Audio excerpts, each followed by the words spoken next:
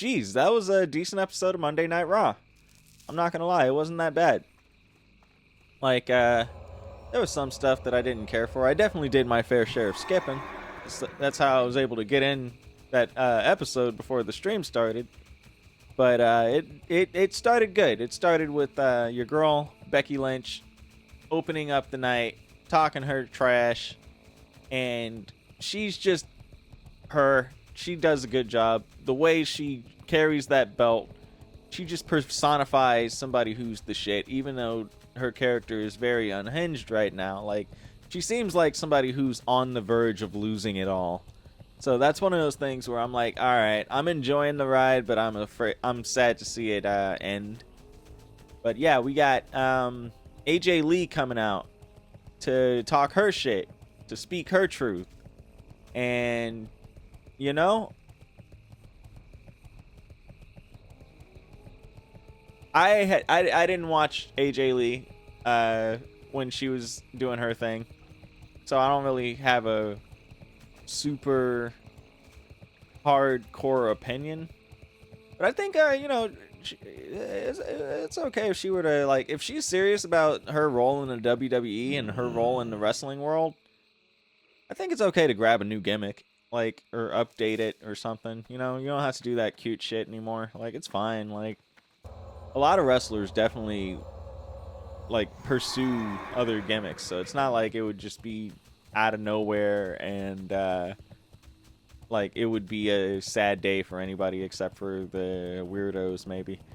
But no, yeah, just the skipping around the ring and shit. And she definitely seems like the kind of person who hates perverts, so it doesn't really, I don't buy it, like, when she does all that shit basically. So yeah, definitely. And I actually took away my hater cap, took the hater cap off. She's shredded. She's in very good shape. She looks like a competitor. She looks like a contender. I don't know how far her wrestling skills have gone because she's only been in the 2 matches and they've been very spread apart. So it's hard to say. I really can't say. I'm not going to be here to critique that. I can't critique her promo skills because she's only had a handful of promos and they're very far spaced apart, so it's not like she's able to put in that real time. But she definitely looks like a contender.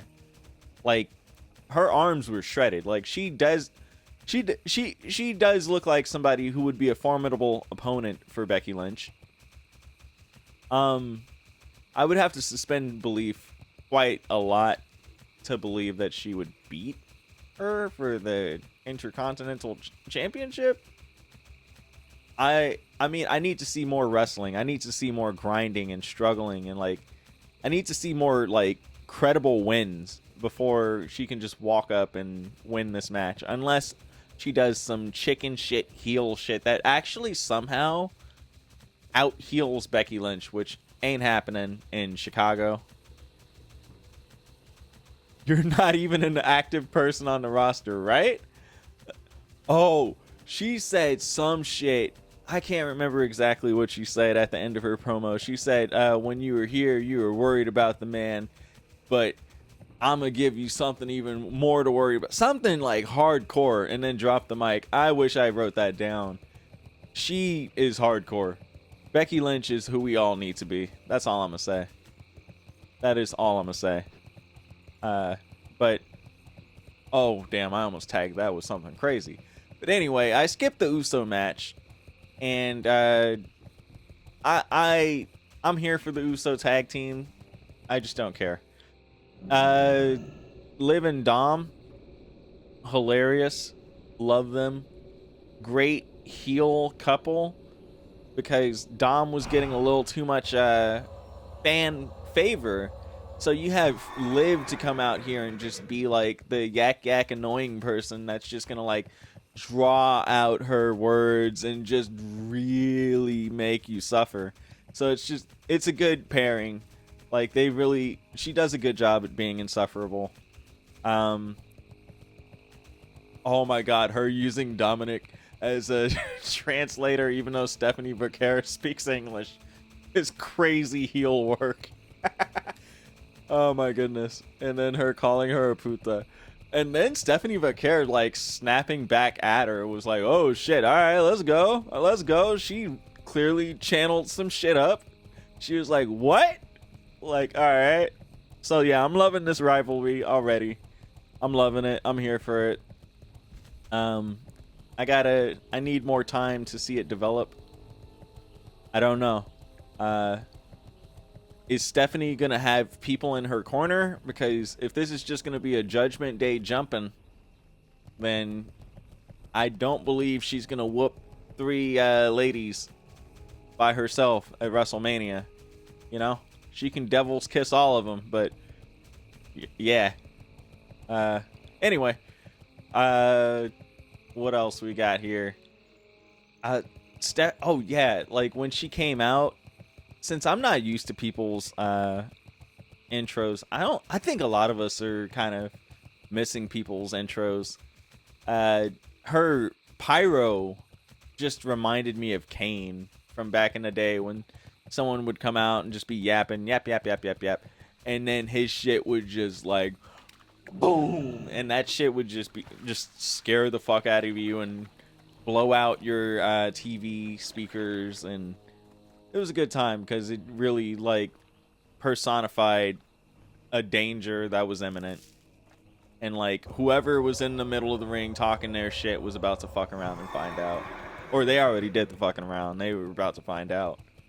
And like it just made me realize that we don't have, I think I might have said this before, but we don't have too many like ass kickers in the WWE right now. Like Obafemi is doing his thing. That's cool. But like back in the day, you still had like at least more than one just guy you could just send out there to be the lion that you sent others to. Like, but yeah, I'm here for Obafemi. Like, let's see what he does. Let's see that like him just impose his will. Let's see him be just that dominant. He's the ruler. Like that's that shit. Let's see what he does. But yeah, I'm here for the big scary ass kickers. Not enough of them. But yeah, oh, speaking of big scary ass kicker, the triple threat between Rhea Ripley, Ivy Nile, and Lyra Valkyra. That one, I was not sold at first because their promo was a little crappy. I'm not gonna lie. Their promo to each other about them making their bid. Taste Test is an Oba feminist. I love that. The promo of them making their bid was cheesy because Rhea Ripley starts off with the honest champion. Well, she's not. Well, yeah, she's a tag team champion, so it works. I understand that the people I'm about to be facing are all strong. They're all credible in their work. And then the others are all like, I believe in myself because this is what I'm here to do. And then Ivy Nile's like, I'm not scared of the Elimination Chamber. That's why I'm here. Just all this like generic wrestle crap. And it kind of made me think like, damn, like, gone are the days when people just came and just ruined someone else's career just at the expense of a promo. Just to talk some shit. Just to talk that shit. Just dressing people down and just like really just making people laugh because it was like, damn, that was cold. Like, people don't do that anymore, and if they try, they're not good at it. Like, honestly, I can see why the ladies kind of tone it down, because I just saying all of this does remind me of a couple of clips I've seen where they've gone too far and they go a little personal. And I mean, you know, you can destroy somebody without bringing up how they're 0-3 in marriage, Charlotte Flair, and other things, or like how they had a eating disorder. Who called? I believe she did apologize. Whoever called out Mickie James for that. That was cold work. Or no, they called her Piggy James. Like classic old school shit where it's like, damn, girl wasn't even fat. She wasn't even chubby. How do you call her Piggy? Oh, it was because she had like a you know, Like, you know, her nose. I'm not gonna say it. You're gonna say it. Anyway, but nah, yeah, like I can see why the ladies do kind of like chill when it comes to the promos. But I mean, you can still fuck somebody up. Like The Rock when he destroyed. Well, see, that's the thing. You also don't want to destroy somebody's livelihood, because I think when The Rock destroyed, I did not say anything. Oh yeah, I did, didn't I? Damn it. Anyway, The Rock destroyed Billy Gunn's career by doing a classic promo. Like, Billy Gunn just won the King of the Ring, so you know he was getting a push. That was the push. And then The Rock hits him with that, oh Lord, please help me. And then the Lord looks down at him and he's like, I can't remember what name he used. Jimmy, blah, blah, blah, blah, blah. But my name is Billy. It doesn't matter. What, just that kind of shit. Like, and then when he was like, and then the skies opened up, piss dropped down his leg, like just shit like that. It was like, damn, you cooked that man. Like, there was nothing personal there. He destroyed him, but there was nothing personal said, unless he publicly peed on himself. Then that's mean. But I'm just saying, like, those were the kind of promos. Like, the men do take shots at each other. Like, the shit between Roman Reigns and Phil, or John Cena and Roman Reigns, or The Rock and John Cena, like the top, or like, fuck, The Rock and Hulk Hogan. Like, the top people always take shots at each other, and they're like, real, like, damn, like, you don't gotta call me out in front of all these people ass shots. Like, hey, I'll fucking pop the shit out you, dude. What you mean I ain't a main event quality? Fuck you. But nah, yeah, like, I don't know. I think there's room for that. But hey, promo ability aside, that match was good. Everybody looked good. Everybody looked good. Rhea versus Jade, money. Rhea has my ballot to win the Elimination Chamber. I don't even know if she has already. I feel like she has.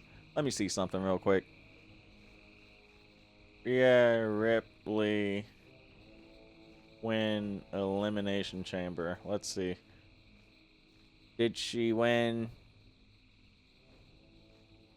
She, at Elimination Chamber Perth, she defended her title against Jax. Okay, so I'm not like gonna say just because she won one time that they're gonna count her out, because honestly, the WWE loves stacking accolades, so she could be the first person to win multiple Elimination Chambers. So I'm not worried about that. Rhea Ripley, Jade Cargill, both of them, WrestleMania, the women's title. That's money. That's money. That's so much money. Lyra looked like $1 million. I agree. I agree with her big ass shoulders. She looked great. She looked great. It's sad that she had to eat the pen, but somebody had to, because Ivy Nile, wrestling machine. She reminded me of Kurt Angle, handing out suplexes. I talked about AJ Lee looking good. She was toned as fuck. Ivy Nile should probably honestly go to SmackDown, get the US title, and just host opens. Just open competitions. Just like the men have been doing. Just open competitions. Just come fucking wrestle me and get that work. Ivy Nile all day. Like, she could literally do that for months and months, and just people will just be eating those suplexes all damn day. I'm buying some stock in Ivy Nile. Not gonna lie, I'm buying some early stock in Ivy Nile. But yeah, Lyra looked good. She looked good. The pen made me kind of feel like she has been eating a lot of pens. It makes me feel like that might be her place for the time being. I can see her going places though. She just needs to craft that her thing, her gimmick. I don't know if it works for me. I like her personality. She looks like a very sweet person, but I don't know. Like, let me see some other kind of character development. Like, she's kind of just there. She feels like just a basic template for a protagonist. If you ever want to just create an elaborate story with an elaborate world and an elaborate villain, but you just want Joe Schmo to be able to picture himself being the protagonist. That's what Lyra feels like. Just like, yeah, that could be me. Ass energy. But, nah, yeah, like, until they have something where that character can work, I don't know. I'm not touching those stocks for now. She looked great, and that's all that's all that matters, because she really did sell that match. Anybody could have won. Anybody could have won.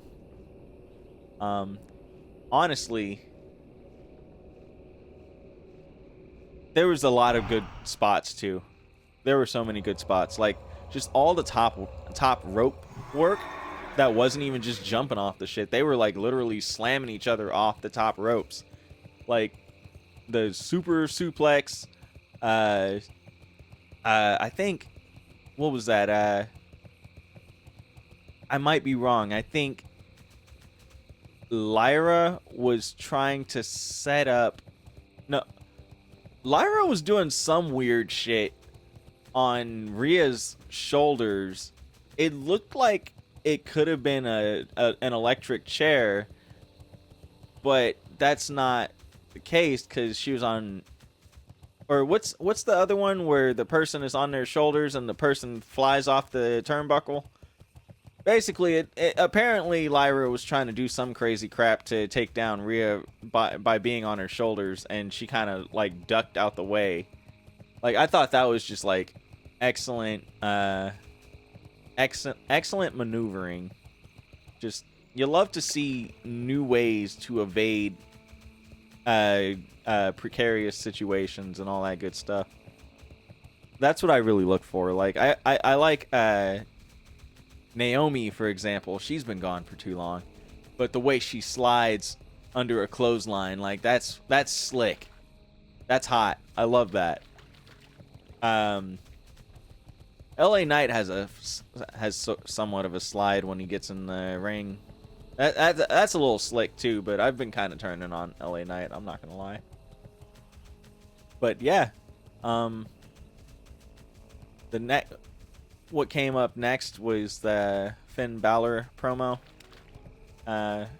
Short King coming in the ring, talking his shit, bling bling. But nah, yeah, I think Finn needs to, like, if we're gonna take him seriously, and this doesn't even have to result in a championship win, because I don't really care. I don't give a shit. I have no stocks in Finn.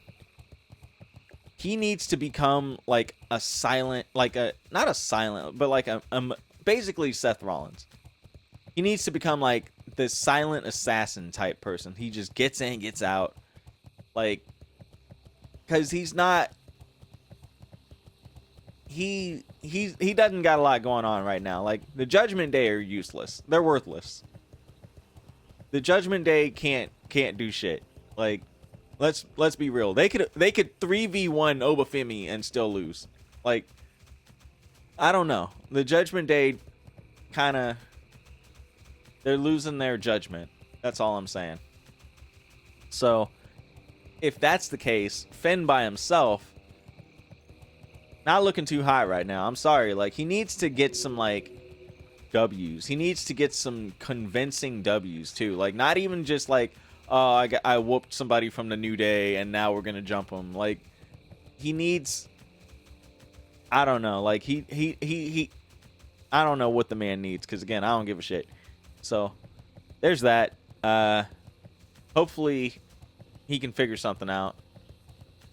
It kind of does suck to see him suffer in the mid-card and just continue cutting mid talking segments with some of the worst actors in the business. Yeah, I said it.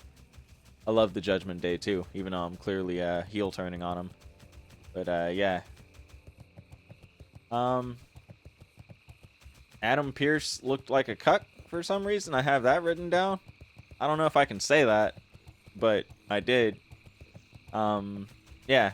Oh, it's because CM Punk came out and was like, all right, I accept your challenge. And Adam Pearce was like, no, you can't jeopardize the sanctity of WrestleMania. And CM Punk was like, hey, fuck you, I'm the champ.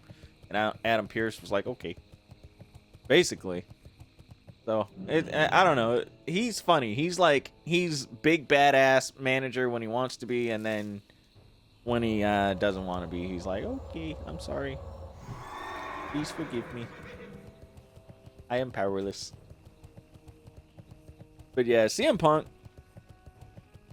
very good on the mic. He was turning it up. But my guy still does look like just an angry old man. And I'm sorry, swag aside, I still think CM Punk and Cody Rhodes are the same guy. Same guy. That's why they couldn't both be champion. I think that's the elephant in the room. They couldn't both be champion because Cody Rhodes and CM Punk are both fighting champions. They both are scrappy dudes. They're not huge, but they can get the job done. And they're cool people. One just wears the suit all the goddamn time. The other still dresses like he's in high school. Just like his wife. Oh. Anyway, yeah, I don't believe in CM Punk v. Balor. The fact that I'm not even calling that man Phil when I'm talking about Punk versus Balor. Yeah, so there's that. Following that, Nat, I don't know if she's going by Nat or Natalie. The worst kind of person to ever workshop a character. Natalia, Natalie, Natty. I don't know what the fuck she's going by. I skipped the shit out of that. It seems like they're going to try to workshop Maxine and Natalie into the match. I don't know. That would not be my favorite idea. Like Becky v. AJ Lee head to head at Mania. That's hot. Becky v. AJ Lee v. Maxine v. Natalie at WrestleMania. Not as hot. Maybe give us a warm-up match like Becky and Natalie versus AJ Lee and Maxine. That's a good Elimination Chamber match, or like a Saturday night main event match. I could see that happening. You can give AJ Lee some more ring time. You give her the whole crutch of being in a tag team like they've been doing. It's not fooling anybody. And I hope it's not because of her neck. That's all I hope. Like, I hope it's just poor performance and they're like, damn, she ain't got it no more. Rather than her having a sensitive neck and them really needing to be careful with her. Because at this point, I would rather just her chill. Just be a manager, or like have an acting role or something like that. You don't got to put that thing in jeopardy for these cheap views. That's all. But yeah, LA Knight had to be the next Paul Heyman. No, for real. Like, that lane is wide open. Like, people don't understand how much a good manager can really carry you through the business. Like, Liv Morgan is doing good work with Dominic Mysterio. There's definitely a role for her should she decide to hang up her boots in the near future. I think the near future is a little too soon for her, but yeah, hey, it's Gilbert. But yeah, I see great things becoming of her should she decide to be a manager. I'm trying to think of other people who would be good managers now that we're talking about it.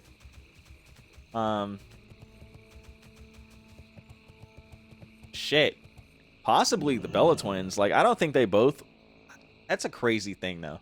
You can't have two people on salary as managers. That's crazy. But I mean, unless they had like their perspective clients. Am I saying that right? I don't know. But no, yeah, like if the Bella Twins are one person's manager, that's crazy. That's not good for business. But maybe Nikki Bella being a manager. I don't know much about her mic game though, so let me shut up. Let me slow the fuck down on that. I just know people like her, and I don't care to see her wrestle, so you can have the best of both worlds with that. Yeah. Oh, 17, 15 seconds left on Evergreen Pouch, so I'm not going to jump on my horse just yet. Jump on my high horse.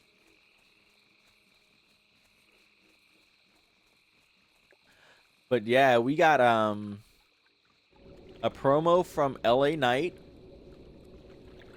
It was very Jerry Springer. It was very Maury kind of. Like, it just reminded me of like the little vignettes of like, oh, and so doesn't take care of his kids, and he denies that the baby is his, but look at those eyes, look at those nose, that's his eyes, those are his, that's his nose. Like that kind of energy. So needless to say, I love his charisma. Please let this man make it to LA. But at the end of the day, I'm kind of, I don't know, like, I'm not sold on LA Knight, because I was about to say something along the lines of, let me see him build up some wins, let me see him do good, but he's doing that, right? He's doing exactly that. He just qualified for the Elimination Chamber. But, I don't know.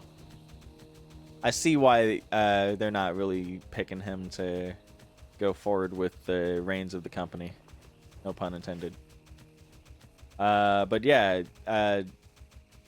Grande Americano and Javon Evans. Random tag team of the week. That's for sure. Random ass tag team of the week. Love Javon Evans' energy. Love that man. That dude's the shit. He's definitely going to go places. When it comes to people like him, I am a little worried about the longevity of the quality of their career. Because, man, if he moves like that in his 50s, he needs to be studied. That's all I'm going to say. But yeah, like when it comes to movesets like his, I do worry about how that ages. That man that man flies. He flies. Like, he reminds me of a janky fighter character where like they just have these funky frames that you really can't predict. Like he's just hard to predict. He's good. Like, I love him. If I were to fight him online, like if I were playing 2K26 or some shit and people picked him, I would be pissed. I would be very pissed because I would not know how to counter him. Like, he just moves in such a unique way. And he's got good charisma too. Like, he's the total package. He's got a good look, got good charisma, got a good moveset. The fucking cutter in the middle of the air with one of the Americanos. Jesus. The cutter. Wow. The super cutter. Wow. The OG cutter. That's what he calls it. Wow. That's all I'm going to say. Just wow. Like, goddamn.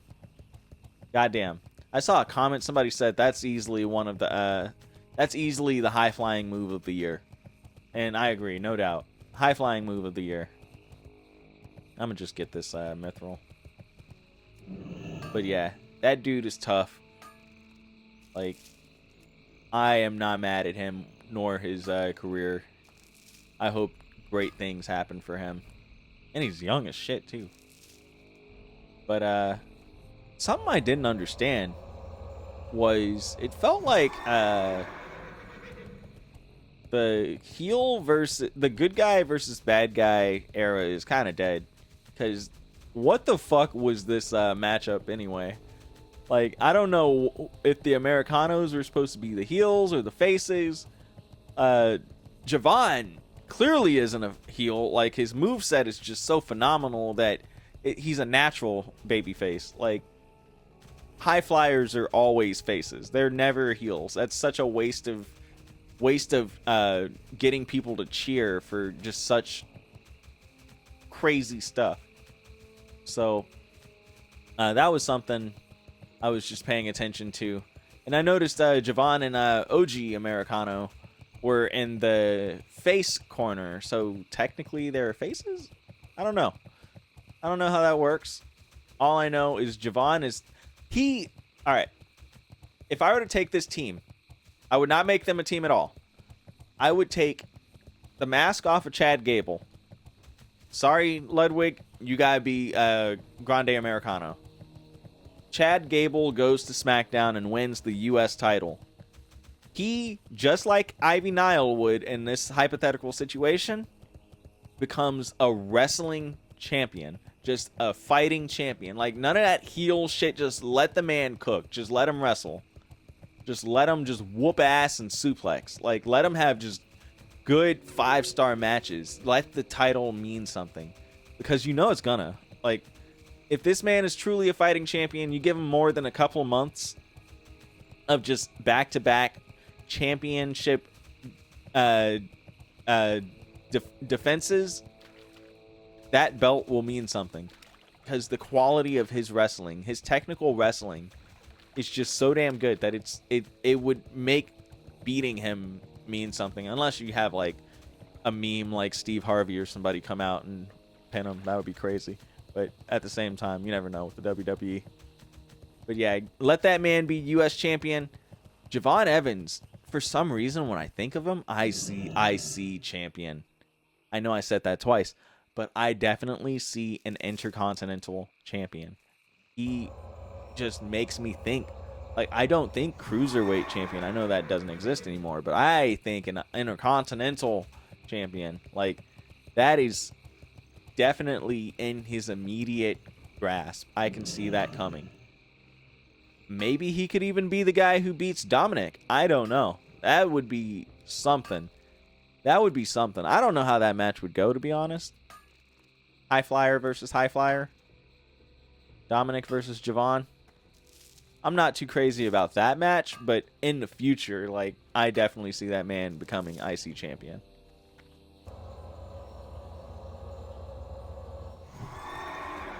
But yeah, Gunther promo after that. Honestly, I wanted to share something. Gunther's latest persona has definitely been reminding me of an Eddie Murphy joke. He says, basically when foreigners watch his comedy but only understand... This is his joke. When they only understand the cuss words, they see him in public and they're like, Eddie Murphy, fuck you. But I'm going to play it just so you can see. Like, I don't want to just explain it. I'm going to play a brief clip. And it's basically the mannerism. It's not so much the verbiage, because Gunther just doesn't be saying fuck you and all that shit. It's literally the mannerism that makes me think of Gunther. Let me full screen this joint. And then... I act on the street and all they got is the curses. I got foreigners from all over the world walking up going, Eddie Murphy, fuck you!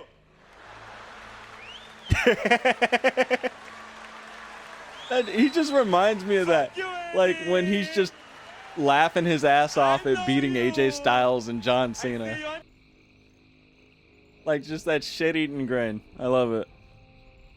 I don't know what a shit-eating grin is. I don't think that's the right way to use that expression. But I don't really use that expression, so it doesn't matter.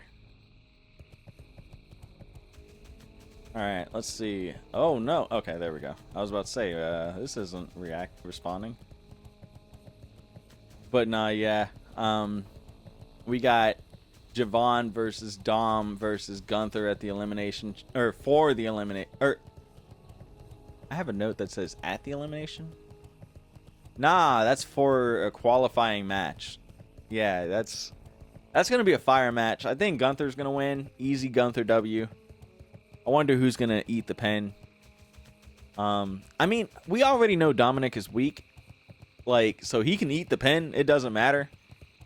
Javon can eat the pin too. Like, he doesn't have to be booked strong either. Like, just don't make him look terrible. Don't make him look like he just got, slapped.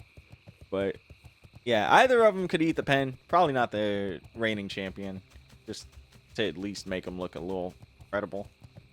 But yeah, Gunther going to the elimination chamber. That's no-brainer. No-brainer. Dude could, like, literally pick up both guys with each hand and just choke them out. So, yeah, I don't know. Easy W, Gunther.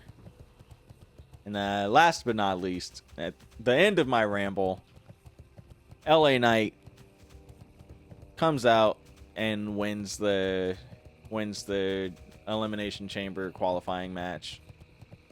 To no one's surprise, he's a great candidate for... Oh, could this be his year? No.